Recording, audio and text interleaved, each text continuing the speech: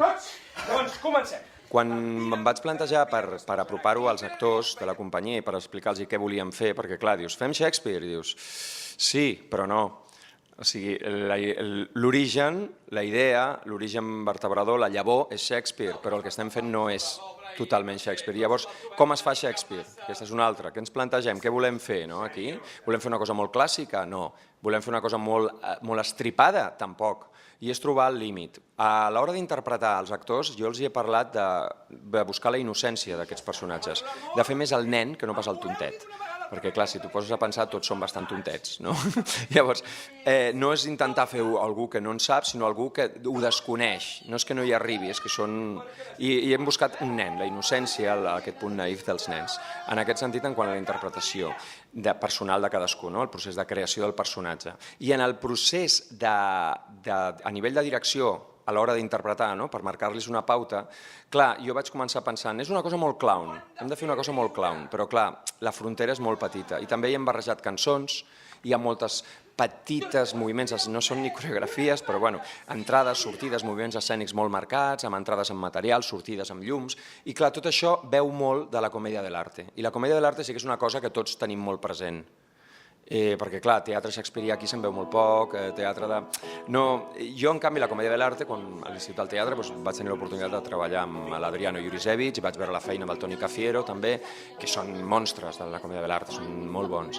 I ja t'ho dic, el vaig tenir de mestre, vaig treballar en un taller de comèdia de l'arte i és un tema que m'agrada molt i la Sílvia, per exemple, a l'Institut del Teatre també ha tingut l'oportunitat, el Ramon ha viscut i ha treballat a Itàlia, vull dir que ha sigut un eix vertebrador de tots a l'hora de trobar aquest punt. De fer riure, tothom pot riure. A dues bandes jo per mi és més difícil que quatre, perquè et queden dues bandes que no és ben bé no surts d'entre el públic, sinó que surts per un lateral, les entrades i les sortides són complicades. Però és qüestió, almenys parlo per mi com a director, de començar a treballar molt abans del primer dia d'assaig. Jo mesos abans ja tinc pensat, quan estic reescrivint, repassant, reestructurant, ja estic pensant com són les entrades, com són les sortides, qui entra per on, com seran els encaraments de posicions.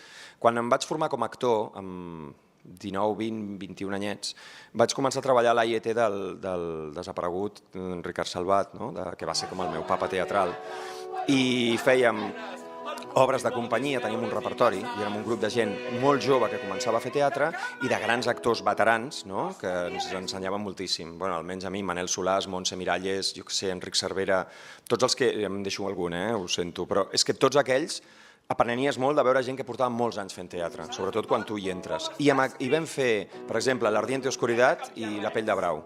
L'Ardiente Oscuridad de Güero Vallejo, La pell de brau de Salvador Espriu. Ho vam portar per tot el món amb el Ricard Salvat. I ho vam fer a 2 bandes, a 4 bandes, a 3 bandes, teatre circular, un teatre donant voltes. Vull dir, com a actor, era un curro que arribaves a un teatre i a més sabies que el Ricard Salvat et diria, si veia un foradet allà, un púlpit o alguna cosa, i diu, a veure com puc fer perquè en aquell moment tu surtis per allà, perquè li encantava jugar amb l'espai i canviar la posada en escena per fer-la... I clar, en aquest sentit allò va ser una gran escola per mi, com a futur director. I quan treballo jo m'ho passo molt bé. És molt complicat, és molt pesat, perquè has d'estar pendent, i més si fas d'actor, que jo estic a dintre i a fora, i això, moments que els deixo penjats, no? Moment, vaig a mirar-m'ho, posa't tu aquí, i em miro, i tal, perquè és complicat, no? Però és molt gratificant el que tenen, tant el Versus Teatre com el Teatre Gaudí, que és el públic el tens no a prop, a sobre.